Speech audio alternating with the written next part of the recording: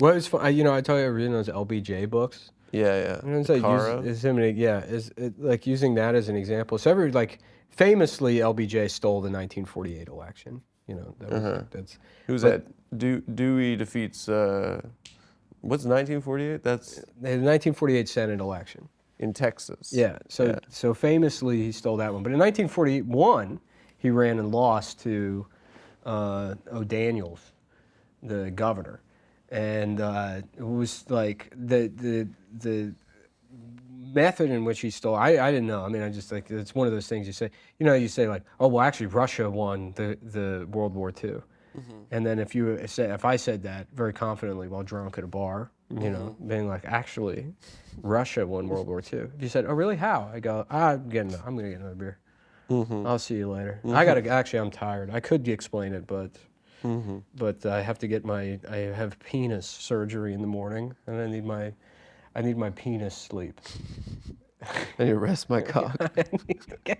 I need to wrap my penis in honey-soaked napkins before my penis surgery tomorrow morning. Yeah. But I'll remember this conversation, and I'll explain to you the World War II thing for sure. I mean, I could say, oh yeah, LBJ stole the 48 election, but the technical details I had no idea about. But 41 was crazy too, because like all of South Texas, like the Valley and stuff, it's all Mexican people, and like a lot of it was like culturally, it was Mexico. They didn't speak English. They didn't, and all of those communities were just controlled by like the one white guy in town who was usually like the sheriff, who would just boss hog. Yeah. Like wear bullets. Yeah. Like wear the Wharf bullet fucking sash and shit. Joe Arpaio. And they would round up all these Mexican people and take them to the polls and like literally stand there with them and be like, yeah, you got to vote for this guy. And all of those guys, the jefes, were just controlled by like a political boss, like the South Texas political boss. Well, it was like that with immigrants in NYC too, right? Yeah, but it like pales in comparison to Texas. Really? Yeah. I mean, I guess it's like like Tammany Hall back, and you have to go back fucking almost 100 years to see that level of like corruption. I think in New York City. Yeah. Like Tammany Hall, they would be all these immigrants that would come in. They'd say, if you vote for this guy, we'll give you jobs and kickbacks in the government once we have control. Yeah.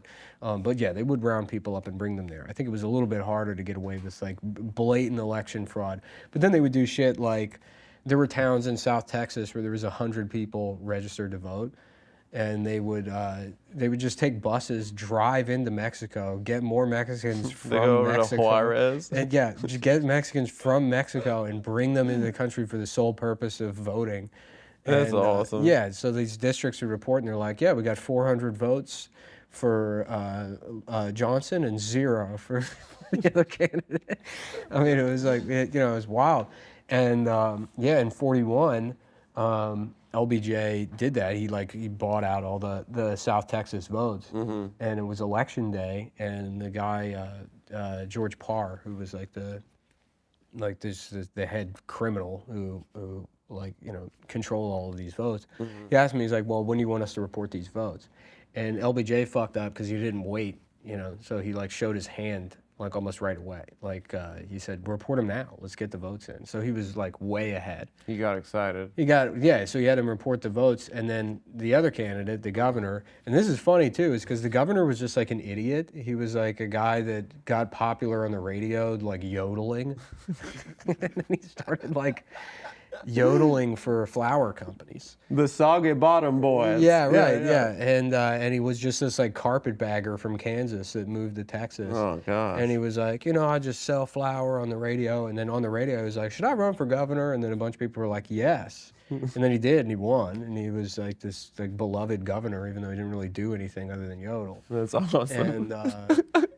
So he decided to run for Senate after. Yeah. And it wasn't him that, because LBJ had the votes and LBJ was against this guy for the Senate race. But the business community of Texas realized that, like, okay, if this guy stays governor, if he continues to be governor, then there's a good chance that he could make these like pension reforms that would increase the taxes on oil, and he also had become throughout that campaign more like hostile towards like alcohol.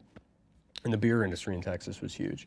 So we're like, well, we got to get this guy out of the governor's office. So we're gonna rig the election so that he wins the Senate race.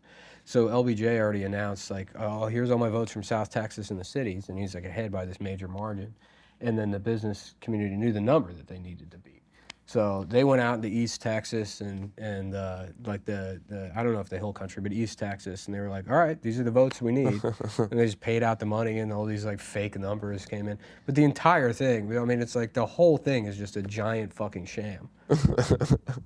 And That's so fun. Yeah, no, it's crazy. That's awesome. Yeah, no, it was literally. It's like just, a game. Yeah, no, it was nuts. It was just, it's all just fucking. There's not even a semblance of democracy happening.